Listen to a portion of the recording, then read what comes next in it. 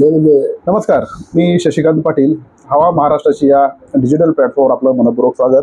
आज आपल्यासोबत एक अनोखं व्यक्तिमत्व आहे, दिलखुलास व्यक्तिमत्व आहे, ज्यांनी पहिल्याच निवडणुकीमध्ये आमदार होऊन राज्यमंत्रीपदही मिळवलं, कॅबिनेट मंत्रीपदही मिळवलं आणि आता दुसऱ्यांदा ते विजयाचा दावा त्यांचे समर्थक सुद्धा करतायत. पण त्यांची तिसरी निवडणूक आहे. असे उदगीर या राखीव विधानसभा मतदारसंघातले संजय बनसोडे साहेब, आपलं मनपूर्वक स्वागत. नमस्कार.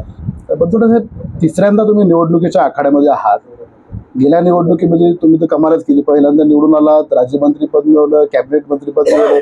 ही निवडणूक कशी वाटते तुम्हाला? हे निवडणूक एकदम विकासाच्या मुद्द्यावर ही निवडणूक चाललेली आहे आणि लोकांना जो मी काय विकास केला, लोकांना जे काही मूलभूत गरजा पुरवल्या, लोकांना काय जे इथे कार्यक्रम मी लावले ते उघड्या डोळ्याने त्यांनी त्याकडे पाहिलेले आहेत, सर्वसामान्य माणसाने पाहिलेले आहेत. त्याच्यामुळं इथली जनता विकासाच्या सोबत आहे हे सातत्यानं मला जाणवत आहे. आणि ज्यावेळेस मी निवडणुकीचा फॉर्म भरला, माझ्या निवडणुकीच्या फॉर्मलाच भरण्याकरता जवळजवळ 60 ते 70 हजार लोक त्या ठिकाणी आले होते. खूप मोठी रॅली त्या ठिकाणी निघाली होती. त्याच्यामुळं त्या दिवसापासून जे टेम्पो तयार झाला ते आजपर्यंत टेम्पो खाली आलेला नाही. त्याच्यामुळे जनतेने हातात निवडणूक केली. ज्या गावात जाईल त्या गावामध्ये प्रचंड मोठा प्रतिसाद, प्रचंड मोठा उत्साह, प्रचंड मोठ्या स्वागतामध्ये आमचं स्वागत त्या ठिकाणी केलं. आणि मग मला खात्री आहे की कसल्याही परिस्थितीमध्ये विजय तर 100% होणार, त्यात काही वाद नाही. पण किती मोठ्या लीडनं होणार ही 20 तारखेला आणि 23 तारखेला जनता ठरवेल. आपल्या कार्यकाळामध्ये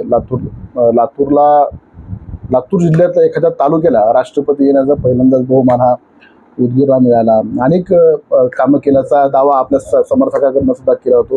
कुठली मोठं तुम्ही कामं आतापर्यंत केलेली आहेत आणि कुठली पेंडिंग आहेत असं तुम्हाला वाटतं? हे अनेक कामं. इथं सगळ्यात महत्त्वाचं म्हणजे पिण्याच्या पाण्याचा प्रश्न होता.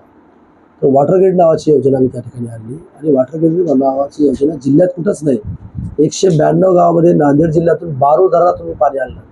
पुढच्या 50 वर्षाचा विचार करून माझ्या मायमावल्याला हापशावरती, विहिरीवरती त्या ठिकाणी जाता कामा नये, त्याला शुद्ध पाणी दिलं पाहिजे, ह्या हेतूनं आपण तो वॉटर ग्रीडचा प्लॅन्ट त्या ठिकाणी आणला. बॅरेजेस उभा केले, आरोग्याचे प्रश्न सोडवले. त्यानंतर रस्ते जे होते, तुम्ही एवढे रस्ते खराब होते की खड्ड्यात रस्ता होता का रस्ता खड्ड्यात होता हे सुद्धा कळत नव्हतं.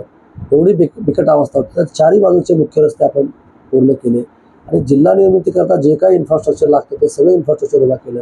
सर्व जाती धर्मातल्या लोकांना सोबत घेऊन त्यांचा सन्मान करीत, त्यांच्या सूचना करून त्यांचेही भवन त्या ठिकाणी उभारले.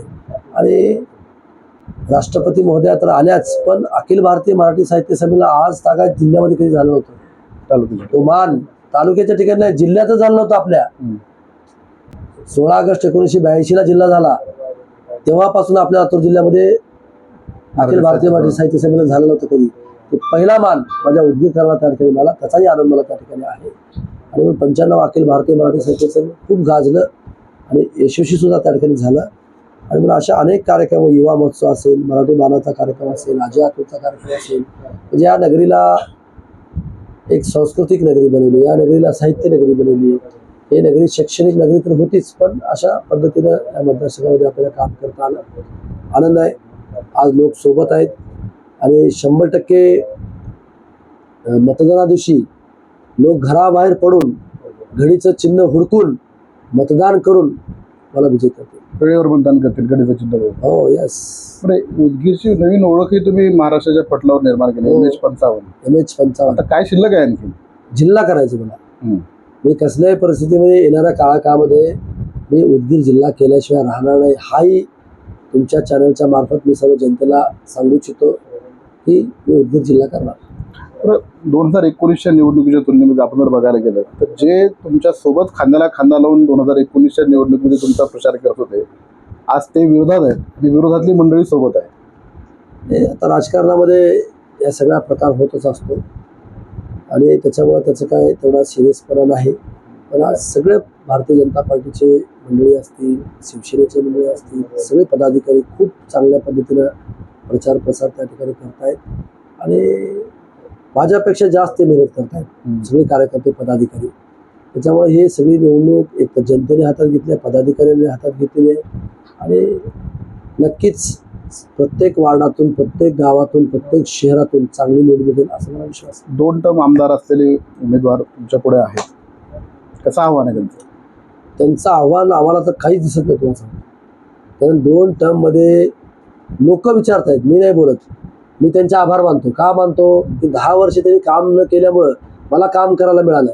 त्याच्यामुळं मी भाग्यवान समजतो आणि त्यांचे आभार मानतो मी. पण लोक विचारतात तुम्ही 10 वर्षात काय केलं? गावागावात त्यांना येऊ देत नाही तुम्हाला सांगतो लोक. एवढं म्हणजे असलं खतरनाक वातावरण त्या ठिकाणी आहे. त्याच्यामुळं काही आव्हान नाही. आणि त्यांनी यंत्रणा गोंधळून बसले. तिथे आजच्या सभेला सुद्धा जयंत पाटील साहेबांच्या सभेला सुद्धा 1000 सुद्धा माणसं त्या ठिकाणी नव्हते. त्याच्यामुळं पवार साहेब सुद्धा इथं आले होते, तुम्ही बघितलं असाल. त्यांना मत सुद्धा द्या म्हणले पवार साहेबांनी.